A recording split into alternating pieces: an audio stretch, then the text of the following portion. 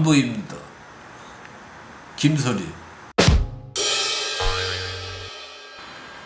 바깥에서 안만 닦아도 안쪽에 되기 때문에 안 되죠.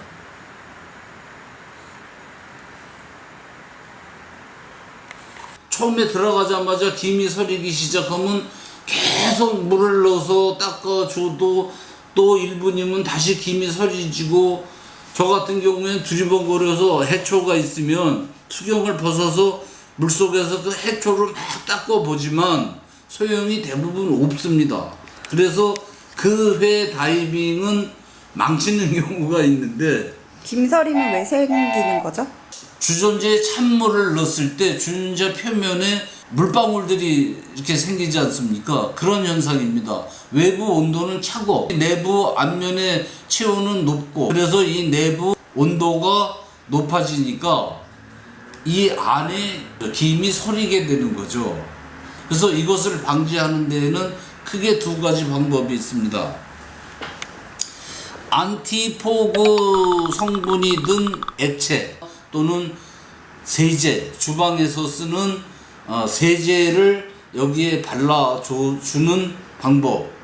아무리 순화된 세제라 하더라도 그것은 우리 눈 건강에 바람직하지 않습니다. 물이 스며들고 물빼기를 하고 이러면서 여기 표면에 묻은 그 세제 이롭지는 않습니다. 그렇다고 김서림 방지액을 늘상 들고 다니기도 번거롭습니다. 우리 침에는 아밀레이스라는 성분이 있습니다. 이것이 약간의 녹말 성분, 녹말 이런 것을 소화시켜 당분으로 만드는 그런 효소인데, 어떤 김서림 방지액보다 탁월한 효능이 있습니다. 저 같은 경우에는 다이빙을 나갈 때 침으로다가 여기에 렌즈 내부를 충분히 발라줍니다. 그리고 물로 닦지를 않고 그대로 가지고 나갑니다. 현장에 도착해서 들어가기 직전에 다시 한번 침을 뱉어서 닦아준 다음에 이 침 성분이 가시지 않을 만큼 물에 한번 슬쩍 헹구어 사용합니다. 이걸 많이 헹구게 되면 침 성분이 날아가기 때문에, 그리고 침을 발라놓으면 이게 투명도가 떨어지기 때문에 물로 한번 헹궈줘야 됩니다. 그렇게 해서 사용을 하면 서리질 않습니다. 세제 또는 김서림 방지액보다 자신의 그 침을 활용하는 것을 권해드립니다. 어떤 분들은 물에 헹군 다음에 물이 묻어있는 표면에 침이나 방지액을 사용을 하는데 그 소용이 없습니다. 건조해진 상태의 그 도포가 되지, 물이 묻어 있으면 그 침이나 또는 방지액이 표면에 그 성분이 붙지를 않습니다. 고구마, 감자, 이 녹말이 유용하다고 합니다. 근데 뭐 고구마나 감자를 갖고 다닐 수는 없고, 자신의 침을 잘 활용해서 김서림 방지하기를 저는 보내드립니다. 우리가 물속에서 물안경 없이 맨눈으로 사물을 보면 지독한 근시가 됩니다.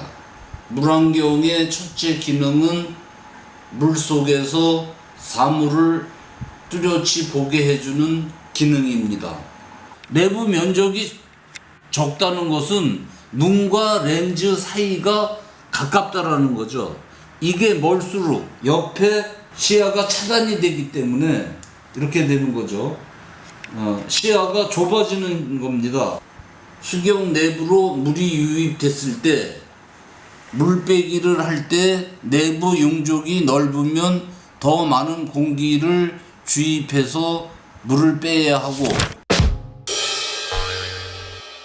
잠수용 물안경의 특징은 코가 수경 내부에 들어가야 합니다. 다이버라면 다 알고 있겠지만 코가 수경 내부로 들어가야만 이 안에 들어가 있는 물을 배출할 수가 있고, 또 수압에 의해서 압착될 때 코로 공기를 불어 넣어서 외부 압력과 균형을 맞춰주기 위해서 반드시 코가 수경 안에 들어갈 수 있는 형태가 특징입니다.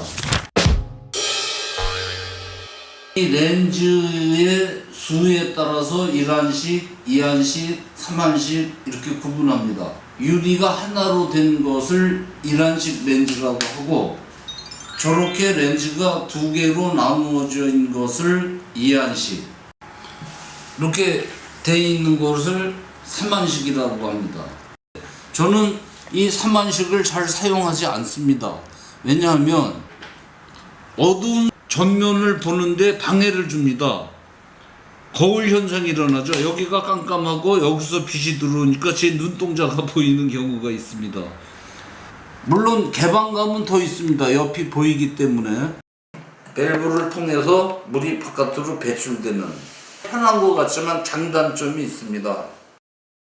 내부의 공기가 내부 수압에 의해서 찌그러들면서 바로 나가니까 그걸 방지하기 위해서 이렇게 프레임으로 되어 있습니다. 그리고 간혹 이 밸브 부분에 모래라든가 다른 이물질이 끼면 글로 계속 물이 들어옵니다. 혹시 물 속에 들어가서 그 부분에 이물질이 끼어서 물이 계속 들어올 땐 벗어서 그 부분의 이물질을 제거해주고 다시 착용해야 되겠죠. 앞면을 전체 가리는 레귤레이터하고 다 같이 일체형으로 되어 있는 산업 잠수용이나 특별한 목적으로 깊은 수심에 내려갈 때 쓰는 헬멧, 스킨스쿠바에서 사용하는 물안경의 형태를 보면 크게 렌즈, 스커트, 스트랩 이런 형태 들어서 조절을 하는 게 있고, 여기를 눌러서 이렇게 조절을 하는 형태. 이것도 역시 여기를 눌러서 조정을 하고 하는 형태. 그리고 요것이 없으면 요 고정, 요걸 뭐라 그러나, 없으면 이게 너덜거리고 쉽게 풀리기 때문에 반드시 이게 작지만 꼭 있어야 됩니다. 뒤통수에 착용이 되는 이 뒷부분이 이런 형태도 있고 한 그 액세서리도 별도로 판매되기도 합니다. 마스크를 착용할 때 뒤통수에 이게 이렇게 물려 있거나 이러면은 앞면에 이거에까지 영향을 주기 때문에 잘 펴서, 이게 착 렌즈가 있고 렌즈를 잡아주는 이 프레임이 있고, 그리고 스커트가 있고, 전에는 고무로 되어 있었어요. 그렇지만 실리콘 재질이 일반화되면서 근래에는 전부 실리콘으로 만들어집니다. 앞면에 닿는 이 스커트는 대부분 내부가 이렇게 이중으로 되어 있습니다. 투명한 것, 검정색, 흰색 등 여러 색상으로 만들어지는데, 투명 실리콘은 처음에는 위생적으로 보이고 깔끔해서 좋습니다만 시간이 지나면 이렇게 누렇게 변색되는 단점이 있습니다. 시력이 안 좋은 분들은 안경의 렌즈를 여기에 부착할 수가 있습니다. 시력이 짝짝이인 경우도 있지 않습니까? 그래서 이 자체가 도수가 달려있는 렌즈로 나온 게 있어요. 이렇게 이안식으로 된 것은 각기 다른 렌즈 끼기가 끼울 수가 있습니다. 근래에는 전부 강화 유리로 만들어집니다. 강화 유리는 여기 그 강화 처리가 되어 있는 표시가 되어 있습니다. 강화 유리는 500 내지 600도로 가열을 하고 냉각 공기로 급냉시켜서 유리 표면을 강화하는 그런 과정을 거쳐서 만들어진다고 합니다. 강화 유리의 특징은 충격을 받아서 깨질 때 날카롭게 조각이 나는 것이 아니고 둥글둥글하게 조각이 납니다. 마스크에도 강화 유리가 필수적입니다. 이 스커트는 부드럽고 자기 이 앞면에 맞는 그런 형태여야 되는데, 제 경험을 한 가지 말씀드릴게요. 얼마 전 이 제품을 사서 이태리에서 만든 제품입니다. 필리핀에 가서 사용하다가 큰 낭패를 당했습니다. 이거를 쓰고 점점 하강을 하는데 블루가 안 되는 거예요. 이게 압착해 오는데 불어도 공기가 들어가지를 않는 거죠. 조금 당황을 했지만 그때 바닥이 5m이기 때문에, 그리고 또 조류가 세서 일단 그럼 바닥에 내려가서 처리를 하자 하고 내려갔습니다. 바닥에 앉아서 불어도 이게 불리지 않는 거예요. 왜냐하면 이 부분 역시 너무 부드러워서 이것이 콧구멍을 완전히 차단을 하니까 불어도 불어낼 수가 없는 거예요.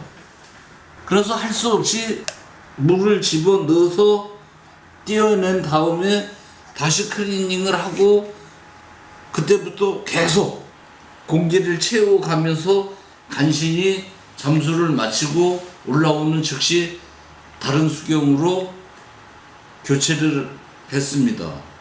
만약에 초보자가 이런 수경을 썼다고 생각을 하면 그 초보자는 아마 패닉으로까지 갈 수 있지 않았을까. 저도 당황을 했으니까요. 어떻게 이런 제품을 광고를 해가면서 팔 수 있는지. 저 그래서 이게 아까워서 플라스틱을 덧대가지고 이게 찌그러들지 말라고, 그러고서 아직 사용을 안 해봤는데 참 아깝습니다. 형태는 좋고 시야도 넓고 또 내부 면적도 좁아서 참 좋은데, 스커트가 너무 부드러워도 안 된다라는 것을 경험했습니다. 수압에 어느 정도 견뎌주면서 마스크 블로우를 할 때 도움이 될 수 있도록 그렇게들 세밀한 계산과 설계에 따라서 제작들이 됩니다. 물안경을 선택할 때 가장 중요한 것은 자기 얼굴에 맞는가. 수경을 앞면에 대고 이 내부의 공기를 코로 들어 마셨을 때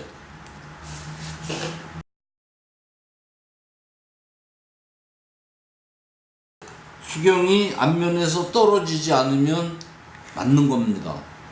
맞지 않으면 이쪽이라든가 이런 데로 공기가 들어가면서 쉽게 떨어지겠죠.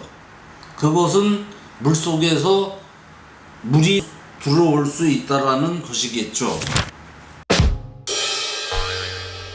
물안경을 처음 구입하시면 물안경을 제조할 때 여기에 윤활제가 붙어 있습니다. 파라핀. 그것을 닦아냅니다. 이것을 닦아내지 않으면 김서림이 극성을 부리기 때문에 치약이라든가 또는 비누로 아주 열심히 닦아내야 합니다. 또 한 가지 방법은 불로 이 스커트가 손상되지 않게 내면을 태우는 겁니다. 안티포그라는 성분은 김서림을 방지하는 그 성분이기 때문에 그것을 내면에 코팅되어 나오는 제품들이 있습니다. 그런 제품 이름은 불로 지진다든가 치약으로 닦아내면은 안 되겠죠. 근데 안티포그 그 성분도 영구적으로 효력을 발생하는 게 아니라 시간이 지날수록 그 성분이 빠져나가. 스트랩을 뒤통수에 먼저 대고 앞면으로 쓰는 방법. 먼저 앞면에 대고 스트랩을 뒤통수에 유치시키는 방법.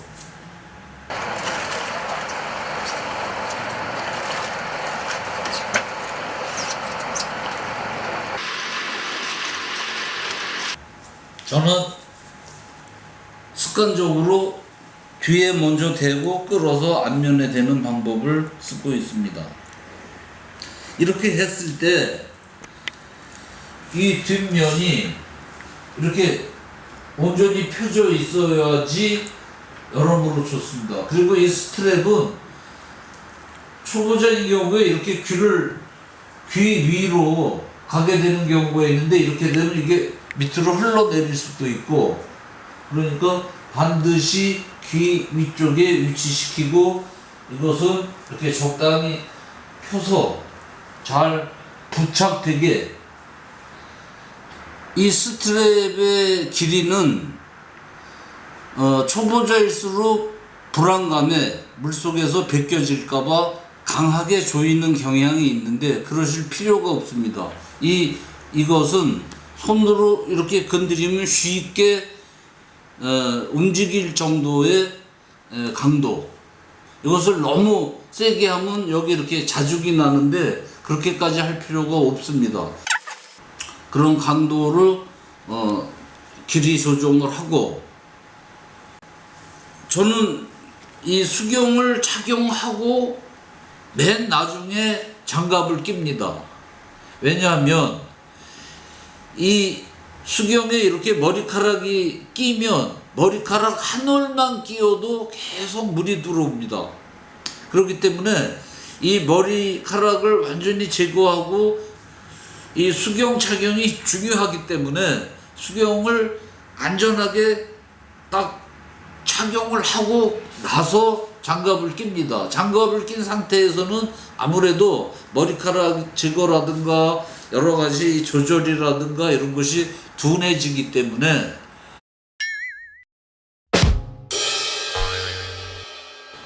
이 코 주머니가 서양 제품은 서양인이 코가 대부분 크니까 큽니다. 그래서 이퀄라이징, 귀 틔우기를 할 때 여기를 누르면 이쪽으로 물이 들어오는 경우가 종종 있습니다. 저는 귀 틔우기를 할 때 여기를 누르지를 않고 여기를 눌러서 합니다. 이렇게 하는 방법도, 또 이렇게 하는 방법도, 손가락만 넣어서 그냥 이렇게 눌러서 하는 방법도 있습니다. 잠수가 끝난 다음에 역시 바닷물을 담수로 닦아내고, 그 다음에 이거를, 특히 수경은 직사광선, 열대 또는 한여름 이럴 때 직사광선에 놔두면 약해집니다. 제일 좋은 방법은 민물에 닦아서 건조시킨 후 제 케이스에 넣어서 보관하는 방법이겠죠. 지금은 내부 용적이 작고 얼굴에 밀착돼서 시야가 넓고 이런 조건들이 우선되지만, 장시간 호흡을 할 수 있는 기체들을 사용하는 새로운 개념의 장비들이 개발되면 얼굴 전체를 덮고 호흡기와 통신기까지 연결되어 있는 마스크들로 발전될 것으로 예상됩니다.